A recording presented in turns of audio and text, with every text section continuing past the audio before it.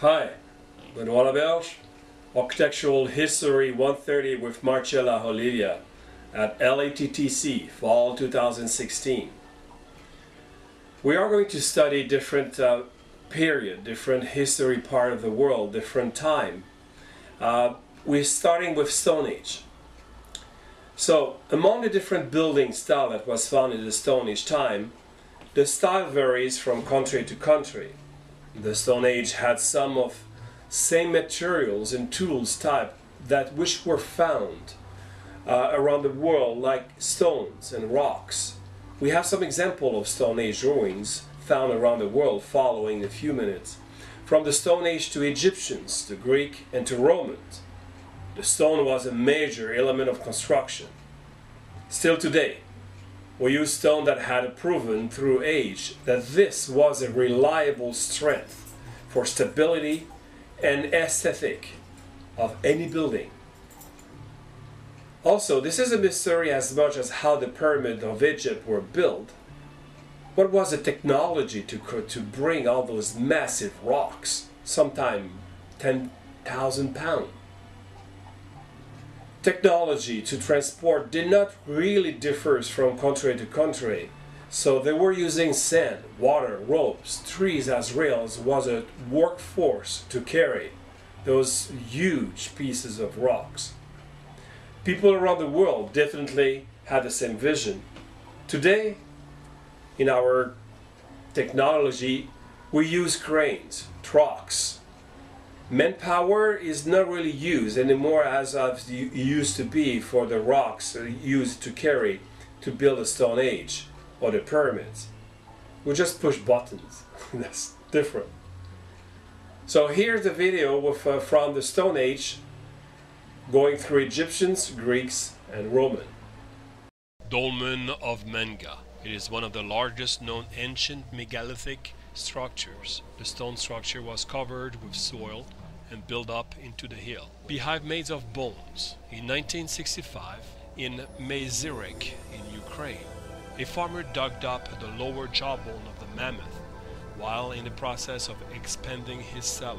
Further excavations revealed the presence of 4 huts made up of a total of 149 mammoth bones. These dwellings, dating back some 15,000 years, were determined to have been some of the oldest shelters known to have been constructed by prehistoric men, usually attributed to Cro-Magnon. Polnabron Dolmen consists of a 12-foot thin, slab-like tubular capstone supported by 2 sets of slender upright parallel portal stones, which support the capstone 1.8 meters high from the ground, creating a chamber in a 9-meter low cairn. The cairn helped stabilize the tomb chamber and would have been no higher during the Neolithic. The entrance faces north and is crossed by a low steel stone. Moving forward to a different level of architecture and in place of the world where they were called pharaoh and belonging to dynasties, the Egyptians. The Orion correlation theory is an assumption of the Egyptology. It says that there is a correlation between the location of the 3 largest pyramids of the Giza complex and Orion's belt of the constellation Orion. The stars of Orion were associated with Osiris, the god of rebirth and afterlife, by the ancient Egyptians, and the Nile River can be included to match with the Milky Way galaxy. The Giza's pyramids are a copy carbon of the stars forming the belt in the constellation of Orion.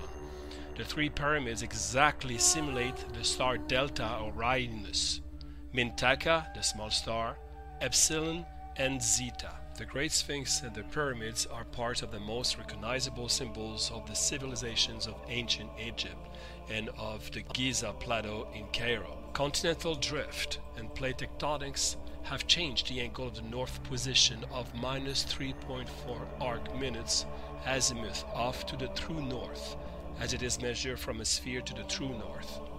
There is a movement of about 100 meters for the Giza Plateau at the Mokadam mountain formations and possibly some significant rotation. Giza is moving fast because of the contact point of the African, Arabian, and Eurasian tectonic plates, Another issue is the possible impact of the sea of the Giza Plateau. The level of the Mediterranean Sea has raised about 2 meters during the last 5,000 years, which has perhaps affected the tilt of the plateau. One of the last rulers of the 18th dynasty, Tutankhamun, King Tut. Inside of the tomb, a sarcophagus known for the treasure found inside. His stepmother was a Queen Nefertiti. His mother was a noblewoman called Achaia.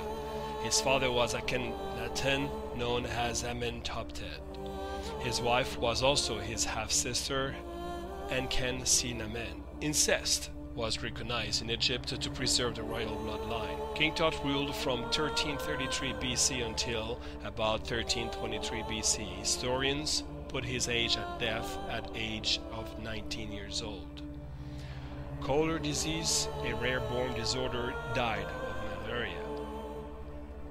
The most famous tomb is KV62, the tomb of King Tutankhamun. The discovery of King Tut's tomb was made by Howard Carter on November 4, 1922, with clearance and conservation work continuing until 1932. Tutankhamun's tomb was the first royal tomb to be discovered that was still largely intact. King Tutankhamun was a rather minor king, and other burials probably had more numerous treasures. Although the tomb was relatively small and undecorated compared to the other tomb in the Valley of the King, it had a wall reflecting the first stage of the afterlife of Tut. Some of the chambers were walled off for the previous owner, Queen Nefertiti, who may lie there. It is said that his older sister, Mary Taten, his possibly mother, Kenya, could also be in a tomb in secret chambers. However, the Egyptians' empire world vanished. The following of the map of the world were the Greeks. In looking into their world, the Parthenon is for me the pillar of what is to become an empire civilization. The Parthenon, a splendor, a magnificent building as viewed today. The columns are Doric order, and they are identified with the simplest clean non-existing base to the columns. At the upper part of the columns, a simple circular capsule with a square on top to support the frieze. The shaft is curved, fluted, emphasis versus straight line, with it gives a sense of height and elegance.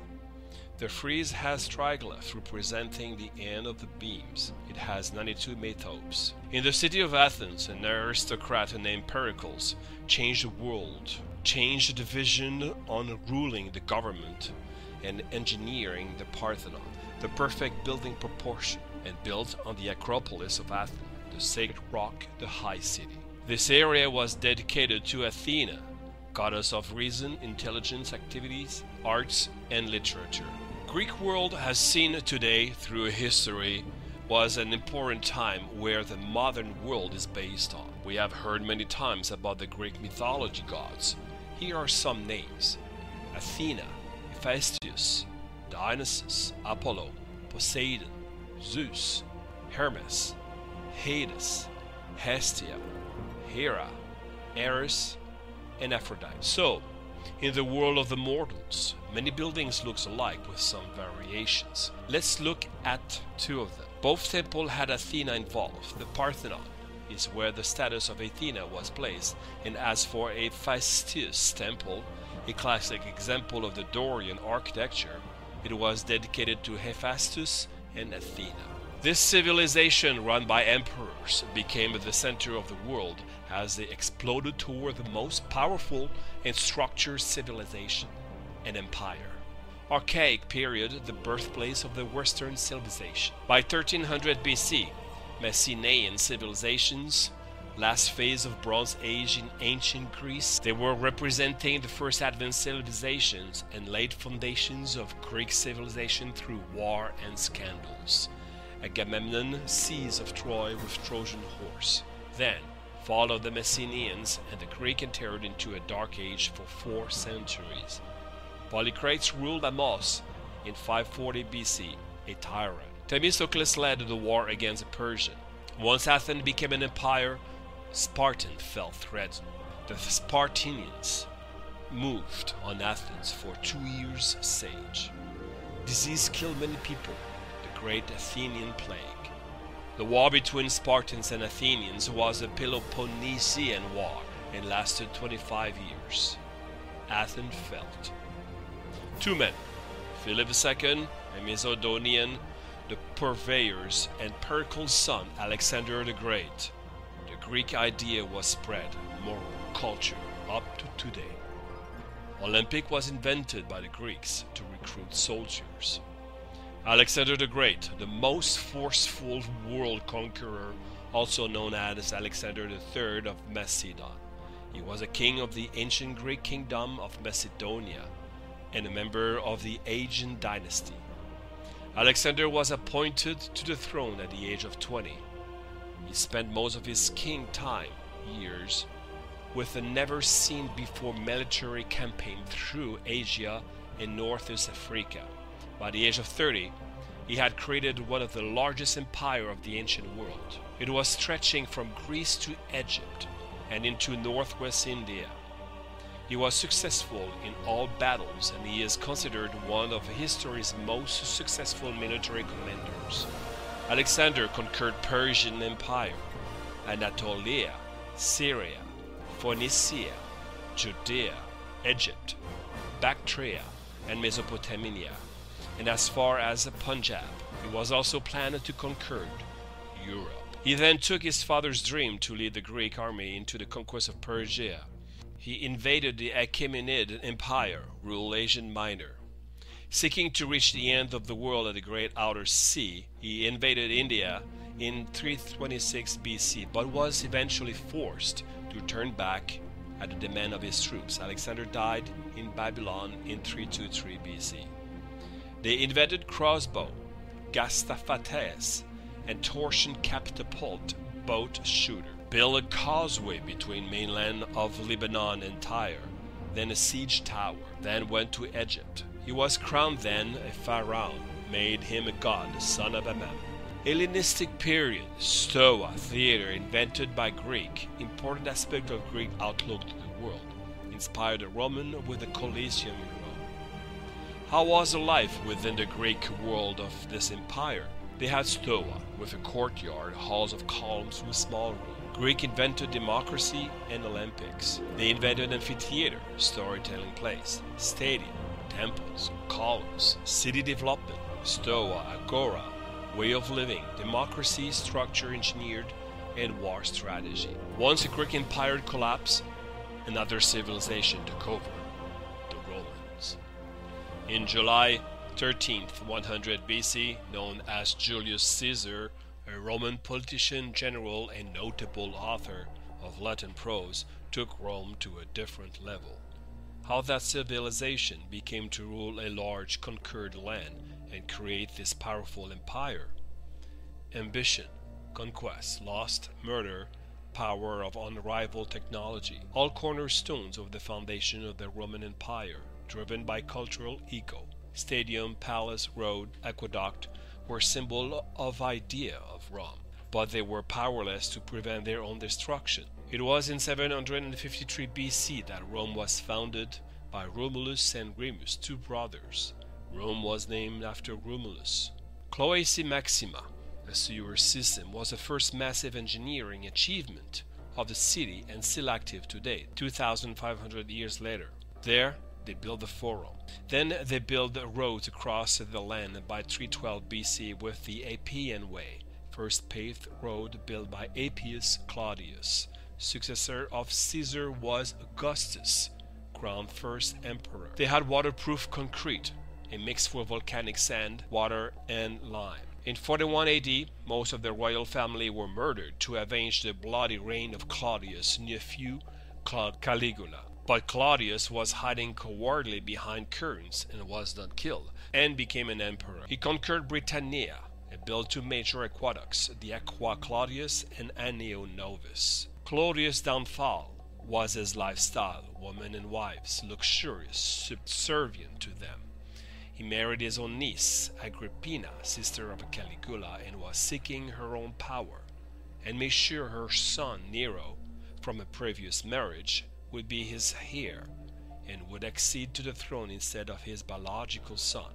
4 years later, He was killed, poisoned by a mushroom. Nero then became the emperor, and engineered disaster by being viewed corrupt and compulsive. He burned 3/4 of Rome in 64 AD to build his own palatial complex. Nero blamed the fire for a new religion called the Christian and burned them. At this point, he became paranoid, lonely, cruel, and more madness. He built the most lavish palace, a reflection of himself, and bled the money from Rome by asking the rich to pay for his palace with slavery and forced labor. The Domus Aurea. Then in 69 AD, he was overthrown. Nero's palace came back in life in 1500 AD from a sinkhole. In 69 AD, as Rome had no more heirs to the throne, the victorious power struggle fight with general was Vespasian. All was for the people. He drained the lake of Nero and built the Colosseum, also known as a Flavian amphitheater. Built with the seal of previous Jewish relics from a Jewish temple in Jerusalem, and then slaves from there were brought back in Rome to build it. It was 2 Greek theaters back to back and created a theater in Iran. Massive water tunnels were under the theater from the Nero time, and this was used to flood the theater for ship battle. The civilization was reaching the height of its power. By the end of the 1st AD, Roman Empire extended from England to Egypt and Portugal to Persia. All 15 million people were loyal subjects to one Italian emperor until 98 AD. A non-Roman and outsider was Trajan. From Spain, a warrior adopted son of Emperor Nerva. He started to repair the harbors, the road, public buildings, new aqueducts, and new bath on top of the Nero crumbling house. The Roman covered his palace with dirt, built a bath complex on top, Bath of Trajan. He died in 117 AD. His adopted son took throne, Hadrian, a military man, and realized that the size of its borders defenses would be difficult to maintain. He built a 15-foot tall wall to keep his soldier active, to keep Britannia, called Hadrian Wall, with miles, castles, and towers. Hadrian wanted his own building legacy. He rebuilt a burned-out building of Augustus' time, the Pantheon. Until 1 century later, Rome declined with the Emperor Caracalla, a corrupt power murderer who rose to power, a tyrant who ruled by fear. He built a bath complex to cleanse his past sin, to prove himself as worthy of the imperial power. A success, but not for his reign. His bath project cost money and strained the economy. Then he invaded Persia and Armenia with more costs to the economy. Hoping to be successful in his conquest, he was murdered in 217 AD after 6 years of cruelty and intimidation ruling by his guards. 1 year later, a fire gutted the Colosseum and the soul of the capital. The empire did not recover. Over the next 3 centuries, the empire slowly died. Destructions in aqueducts, burning Germanic fights among, the empire was too large. The capital crumbled, 99% decreased. And that was the end of the Roman Empire.